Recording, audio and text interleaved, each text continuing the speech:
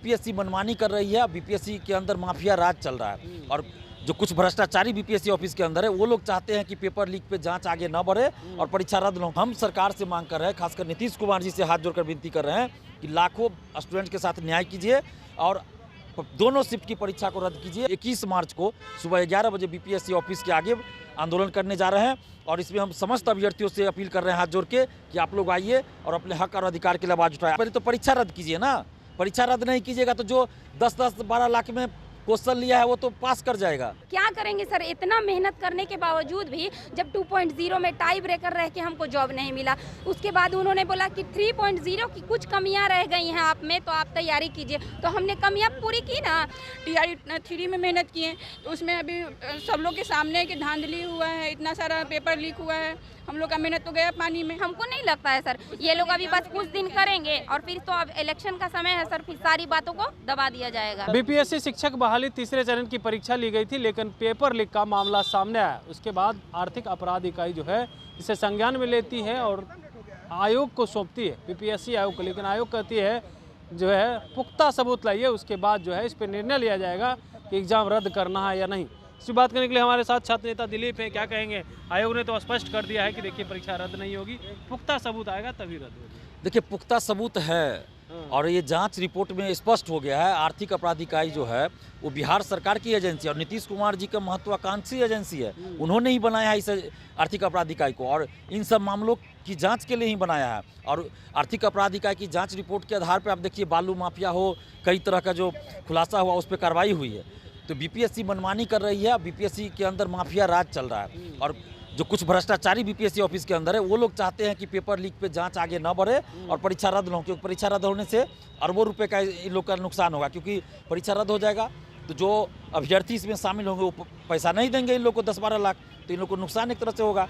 तो हम सरकार से मांग कर रहे हैं, खासकर नीतीश कुमार जी से हाथ जोड़कर विनती कर रहे हैं कि लाखों स्टूडेंट के साथ न्याय कीजिए और दोनों शिफ्ट की परीक्षा को रद्द कीजिए और आगे अभी कोई परीक्षा न हो जब तक कि बीपीएससी ऑफिस के अंदर के भ्रष्टाचारी को बाहर न कर दिया जाए और जांच पूरी न हो।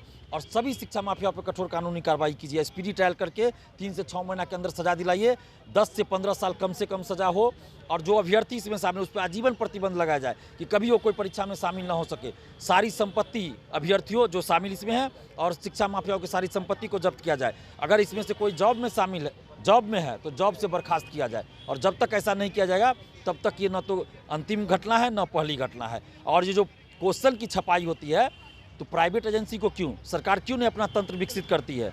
इतना परीक्षा तो हो रहा है तो एक सरकार अपना ही बना ले भाई कि क्वेश्चन की छपाई वहीं से हो। और ये पेपर लीक कहाँ से हुआ, किसने किया, बीपीएससी ऑफिस के कौन लोग हैं वो, उन सब की जाँच हो और परीक्षा रद्द की जाए। इसी मांग को लेकर कि परीक्षा रद्द हो दोनों शिफ्ट की और शिक्षा माफियाओं पर कार्रवाई हो, इस मांग को लेकर हम लोग 21 मार्च को सुबह 11 बजे बीपीएससी ऑफिस के आगे आंदोलन करने जा रहे हैं और इसमें हम समस्त अभ्यर्थियों से अपील कर रहे हैं हाथ जोड़ के कि आप लोग आइए और अपने हक और अधिकार के लिए आवाज उठाएं। अभिभावकों से भी आग्रह कर रहे हैं कि आप लोग भी आए, क्योंकि आपके बाल बच्चों के भविष्य से जुड़ा मामला, बिहार के भविष्य से जुड़ा मामला है।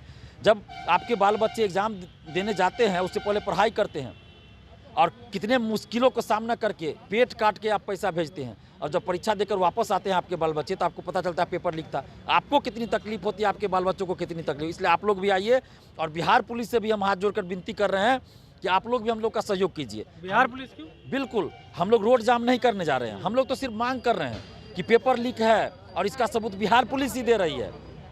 बिहार पुलिस ही सबूत दे रही है ना, प्रेस रिलीज जारी करके पुलिस मुख्यालय ने जारी किया। तो बिहार पुलिस के द्वारा जारी जांच रिपोर्ट को बीपीएससी नहीं मान रही है। तो एक तरह से हम लोग बिहार पुलिस के लिए भी लड़ रहे हैं कि भाई आपकी बातों को ये बीपीएससी नहीं मान रहा है। और बिहार पुलिस के भी जो लोग हैं उनके भी बाल बच्चे, भाई बहन, बेटे बेटियों ने एग्ज़ाम दिया होगा, तो आप लोग भी जानते हैं कि भाई आप लोग के साथ भी अन्याय एक तरह से हो रहा है, बीपीएससी अन्याय कर रही है, सप्लीमेंट्री रिजल्ट नहीं दिया, अभी इसमें धांधली।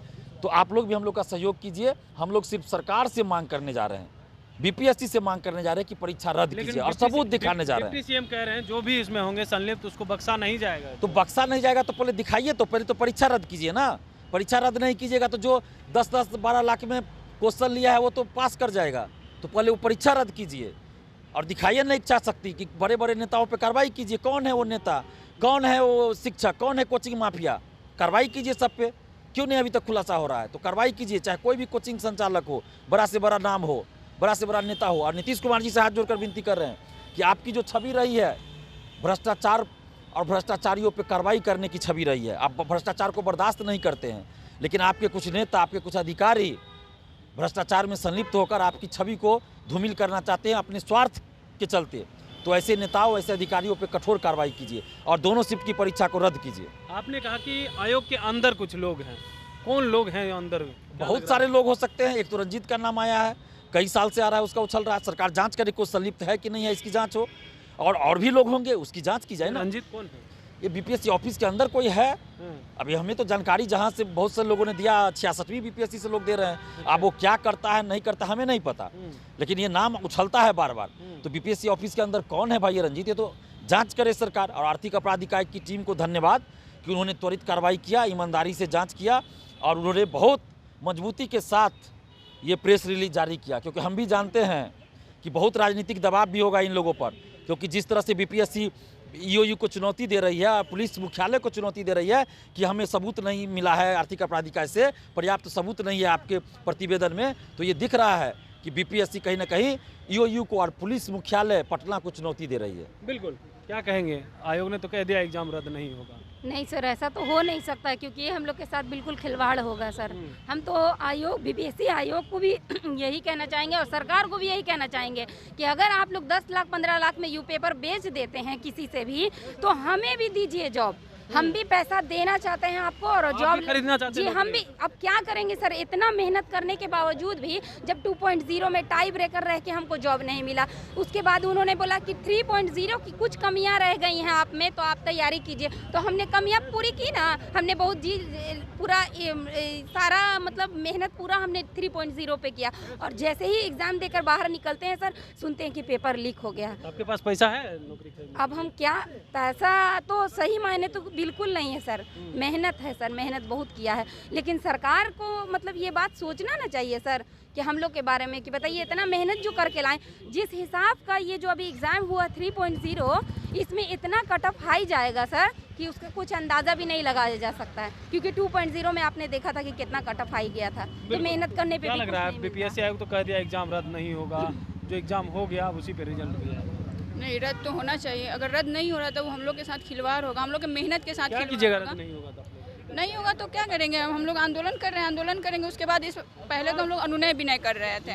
इतना दिन से हम लोग वो बोले कि कार्रवाई होगी, सब चीज़ करेंगे। TRE2 के लिए बोले कि सप्लीमेंट्री रिजल्ट देंगे, अभी तक हम लोग को सप्लीमेंट्री रिजल्ट नहीं मिला। कभी बोलते हैं कि शिक्षा मंत्री नहीं बने, तो कभी कोई नहीं बना है, कभी ये सीट नहीं है, कभी अब तो सब चीज़ सरकार का गठन हो गया, फिर भी हम लोग को सप्लीमेंट्री रिजल्ट नहीं मिला। TRE3 में मेहनत की है, तो उसमें अभी सब लोग के सामने कि धांधली हुआ है, इतना सारा पेपर लीक हुआ है, हम लोग का मेहनत तो गया पानी में। तो जो सरकार कहती है कि हम इतना नौकरी दे रहे हैं, हम इतना नौकरी दे रहे हैं, तो उनसे मेरा इतना ही कहना है कि आप ये मत बोलिए कि पढ़ के नौकरी लीजिए, ये बोलिए कि हम आप लोग को 15-15 लाख रुपया दे रहे हैं, आप भी सीट बुक कर लीजिए। हम इससे पहले तो ऐसा नहीं हुआ था।